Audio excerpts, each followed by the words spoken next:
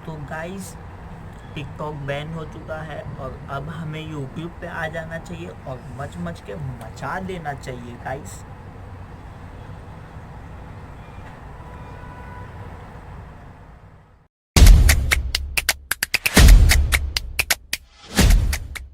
Twenty 9 जून को Indian government ने TikTok, क्वाई, UC browser, शेरिट और ऐसे 55 बाकी ऐप्स को, चाइनीज़ ऐप्स को बैन कर दिया। पर्सनली मेरे को भी बहुत अच्छा लगा कि टिकटॉक को बैन कर दिया, मतलब। लेकिन बहुत सारे लोगों के दिमाग में ऐसी गलतफहमी है कि कैरी मिनाटी या एल्विश यादव या टिकटॉक वर्सेस यूट्यूब के ड्रामा की वजह से टिकटॉक को बैन किया गया है। और अगर तुमको भी ऐसा लगता है तो तुम चूतिया और भोसड़ी के। ऐप्स बैन करने की स्टोरी चालू होती है 5 मई को इंडिया और चाइना के आर्मी के बीच में एक छोटा सा इशू होता है, जिस गलवान वैली के ऊपर से। और उसके बाद वो इशू थोड़ा ख़त्म हो जाता है, लेकिन 15 से 16 जून के बीच में ये वापस से चालू हो जाता है। और उस टाइम पे वो इशू इतना आगे निकल जाता है कि उसमें बदकिस्मती से हमारे 20 जवान शहीद हो जाते हैं, जो कि हम सब के लिए थोड़ी दुख की बात है। और तो जब ये ऐप्स बैन हुए, ये चाइनीज़ ऐप्स बैन किए गए, स्पेशली टिकटॉक को बैन किया गया, तो बहुत लोगों ने अपनी भगचोदी झाड़ी, अपनी अलग अलग टिप्पणी दी और कुछ लोगों ने ये किया। व्हाट्सअप फैम, तो जैसे कि अभी आप लोगों ने देख लिया होगा न्यूज़ में कि इंडिया ने कुछ ऐप्स और टिकटॉक को बैन कर दिया इंडिया में। हमारे अच्छे के लिए किया है। हाँ, बुरा लग रहा है, बट अपने देश और अपनी कंट्री से प्यारा कुछ नहीं है, मेरे लिए तो खासकर। ठीक है, तो अगर आपको मेरा कंटेंट पसंद है, अगर मेरी वीडियोस पसंद है, तो जाके आप प्लीज़ इंस्टाग्राम पे मैं फॉलो कर लीजिए। प्रॉमिस रोज़ एक वहाँ पे ट्रांजिशन वीडियो दूंगा और वहीं बातें करेंगे। अब बाकी मैं तो अपनी इंडियन गवर्नमेंट के साथ हूँ, जो उन्होंने स्टेप लिया है कुछ सोच समझ के ही लिया होगा। तो गाइस, शायद ये लास्ट वीडियो भी हो सकती है मेरी, तो प्लीज़ मुझे वहाँ पे इंस्टाग्राम पे फॉलो कर लीजिए और वहीं बातें करेंगे, वहीं आपको वीडियोस दूंगा रोज़। और कुछ लोगों ने ये किया।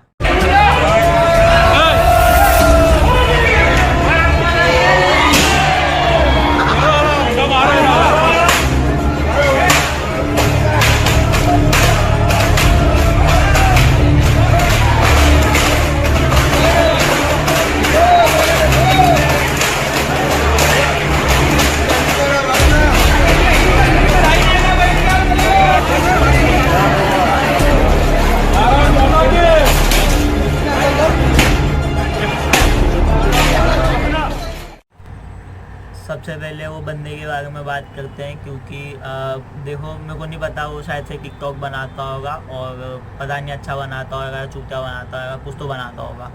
तो लेकिन मैं उसको अच्छा बोलूँगा, क्योंकि सही टाइम पे उसके सही दिमाग में सही चीज़ चली कि गवर्नमेंट ने अगर चीज़ों को बैन किया है तो हो सकता है वो शायद से अच्छी चीज़ों के लिए बैन किया हो, अच्छे रिज़ल्ट के लिए बैन किया हो। और अगर कंटेंट अच्छा है तो इंस्टाग्राम पे भी काम चल जाएगा।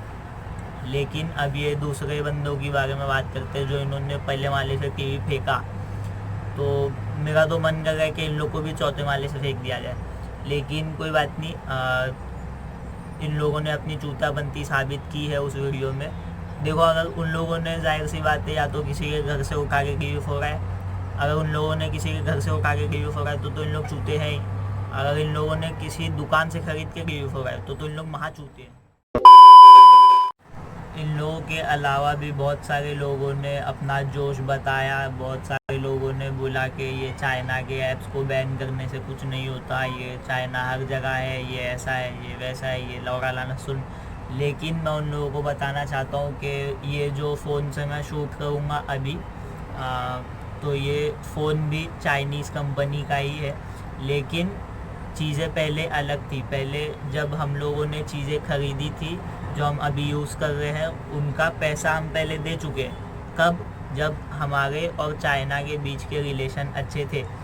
अब अगर हम लोग उस चीज़ों को वापस ख़रीदेंगे, वापस यूज़ करेंगे, तो हम लोग वही प्रॉफिट हमारे ऑपोजिट कंट्री को दे रहे हैं, जिनके साथ हमारा रिलेशन अच्छा नहीं है।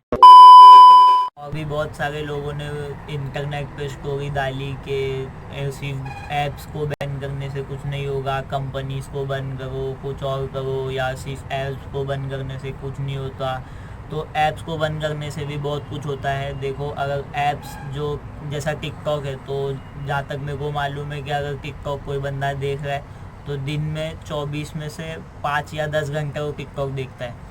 और शेयर तो हर 2 मिनट में खुल जाता है, कुछ ना कुछ भेजने के लिए, कुछ ना कुछ लेने के लिए शेयर खुल ही जाता है। और यूसी ब्राउज़र तो खैर छोड़ो, लेकिन ये सब की एक एक मिनट की और एक एक MB का पैसा जोड़ा जाता है, और उसका प्रॉफिट, एक एक MB का प्रॉफिट जो है वो जिसका ऐप है उस कंट्री को मिलता है। और जब हमारे कंट्री के रिलेशंस उनसे अच्छे नहीं है तो उनको प्रॉफिट देने में हमें ही खतरा है। तो ये देखो, हम लोगों को ये समझना पड़ेगा और इसी हिसाब से हम लोगों को आगे काम करना पड़ेगा।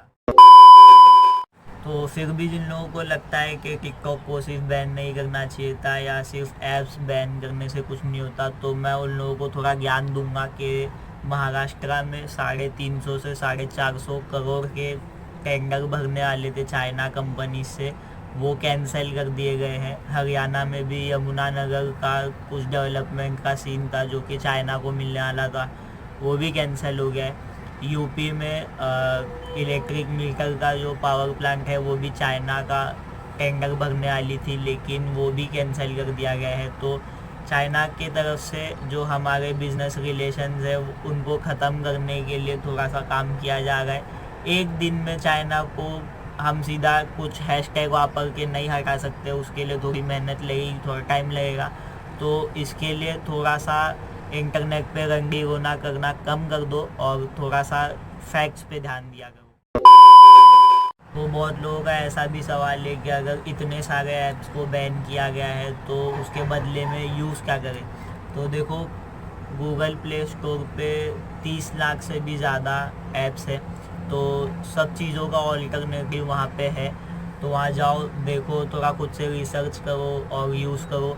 थोड़ा समझदारी से काम लेना पड़ेगा। एक बार अगर अपने रिलेशन उनसे वापस से ठीक हो गए तो मर्जी जो टिकटॉक बनाओ, मर्जी जो यूसी ब्राउज़र पे सर्च करो, या मर्जी जो शेयर से भेजो लो, तुम्हारी मर्ज़ी है। लेकिन जब तक के ये वॉर चल रहा है तो अपने को थोड़ा समझदारी से काम लेना पड़ेगा, और बाकी तो सब समझदार है खुद में। और वीडियो मैं यहीं पे ख़त्म करता हूँ।